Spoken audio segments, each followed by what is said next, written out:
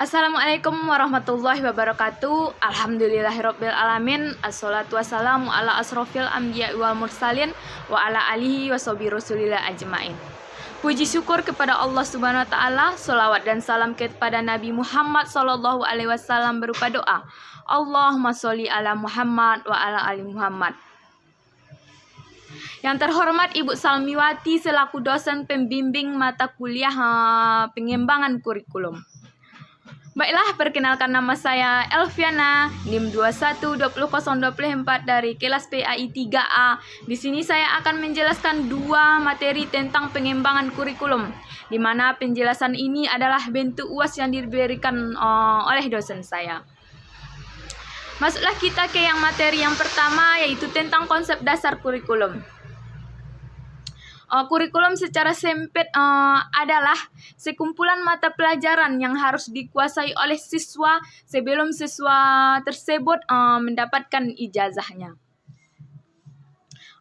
Secara luas, kurikulum yaitu pengalaman belajar yang bisa diterima oleh siswa baik di luar sekolah maupun di dalam sekolah dan dalam tanggung jawab sekolah. Selanjutnya yaitu keterkaitan antara dimensi-dimensi kurikulum. Yang pertama, kurikulum sebagai suatu ide, yaitu sekumpulan ide-ide yang akan dijadikan pedoman dalam pengembangan kurikulum selanjutnya. Yang kedua yaitu kurikulum sebagai suatu rencana, yaitu perwujudan dari ide-ide yang telah ada. Artinya seperangkat rencana dan cara mengadministrasikan tujuan, isi, dan bahan pembelajaran serta cara yang digunakan sebagai pedoman penyelenggaraan kegiatan pembelajaran untuk mencapai tujuan pendidikan tersebut. Yang ketiga yaitu kurikulum sebagai suatu kegiatan, yaitu pelaksanaan dari kurikulum sebagai suatu rencana. Artinya, segala aktivitas dari guru dan siswa dalam proses pembelajaran di sekolah. Yang keempat yaitu kurikulum sebagai suatu hasil, merupakan konsekuensi dari kurikulum sebagai suatu kegiatan. Artinya memperhatikan hasil yang akan dicapai oleh siswa agar sesuai dengan apa yang telah direncanakan dan yang menjadi tujuan dari kurikulum tersebut. Dan yang kelima yaitu kurikulum sebagai suatu disiplin ilmu, yaitu kurikulum sebagai konsep, prinsip, prosedur, asumsi dan teori yang dapat dianalisis dan dipelajari. Adapun tujuan kurikulum sebagai suatu disiplin ilmu ini adalah untuk mengembangkan hasil, yaitu ilmu tentang kurikulum dan sistem kurikulum. Dan yang keenam yaitu kurikulum sebagai suatu sistem, yaitu bahwa kurikulum merupakan bagian yang tak terpisahkan dari sistem pendidikan, sistem sekolah, dan sistem masyarakat. Selanjutnya yaitu fungsi kurikulum. Yang pertama, fungsi kurikulum bagi kepala sekolah, yaitu sebagai pedoman untuk mengatur dan membimbing kegiatan sehari-hari di sekolah.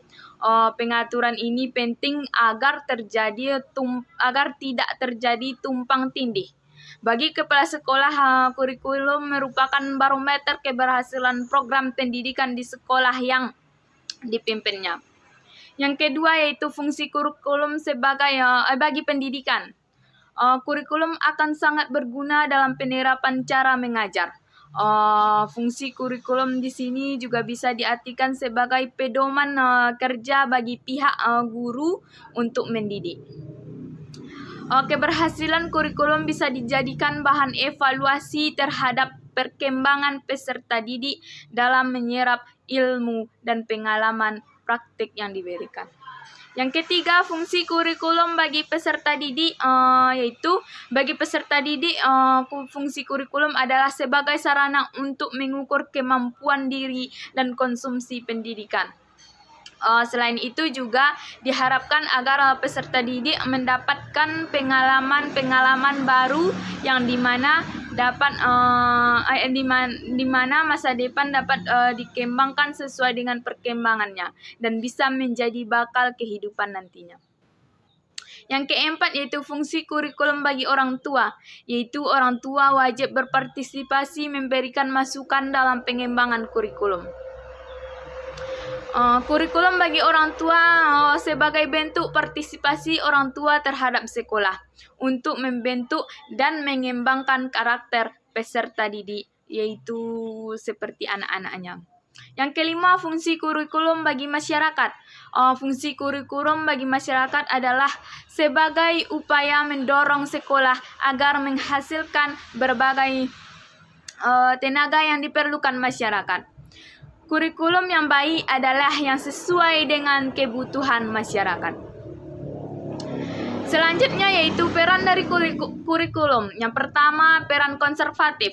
Peran konservatif di mana kurikulum diperuntukkan sebagai sarana untuk menerapkan nilai-nilai warisan budaya yang masih relevan dengan generasi saat ini. Khususnya para siswa sebagai generasi muda Indonesia. Di era yang semakin pesat terhadap kemajuan teknologi ini, para generasi muda perlu dibiasakan untuk tetap melestarikan budaya Indonesia. Ada beberapa pandangan generasi muda bahwa budaya Indonesia itu kuno dan tidak sesuai dengan perkembangan zaman. Oleh karena itu, dengan adanya kurikulum dapat memasukkan aspek-aspek budaya yang relevan dengan zaman sekarang, sehingga generasi muda dapat melestarikan budaya Indonesia tanpa terhalang dengan perkembangan zaman. Yang kedua yaitu peran kreatif. Pada era global ini, dunia telah memasuki revolusi industri 4.0. di mana masyarakat dituntut kreatif menciptakan suatu inovasi yang tidak hanya bertahan pada saat ini, tapi juga dapat bertahan pada masa depan. Dalam hal ini, kurikulum memiliki peranan yang penting untuk menggali potensi siswa dalam memperoleh kreativitas. Dengan adanya kurikulum, generasi muda dapat menjadi masyarakat yang berkompeten untuk menghadapi perkembangan zaman yang terus meningkat. Yang ketiga yaitu peran kritis atau evaluatif. Adanya perubahan zaman mengharuskan kita untuk cepat tanggap dalam mengelola suatu hal. Sesuatu yang terbaik akan bertahan, sedangkan sesuatu yang biasa-biasa saja akan tergeser. Itulah mengapa di dalam kurikulum terancang segala upaya untuk membentuk karakter siswa yang kritis dan evaluatif. Dengan demikian, siswa dapat siap terjun ke dunia masyarakat dan mampu bersaing dengan baik. Selanjutnya masuklah ke materi yang kedua, yaitu tentang landasan atau asas pengembangan kurikulum. Landasan adalah sandaran, fondasi atau titik tolak dalam memutuskan suatu hal. Landasan kurikulum dapat diartikan sebagai suatu gagasan, asumsi, atau prinsip yang menjadi landasan atau titik tolak dalam pengembangan kurikulum. Selanjutnya, macam-macam landasan pengembangan kurikulum. Yang pertama, landasan filosofis. Landasan dalam pengembangan kurikulum adalah asumsi atau rumusan yang didapatkan dari hasil berpikir secara mendalam, analisis, logis, dan sistematis dalam merencanakan, melaksanakan, membina, dan mengembangkan kurikulum dalam bentuk pelaksanaan di sekolah.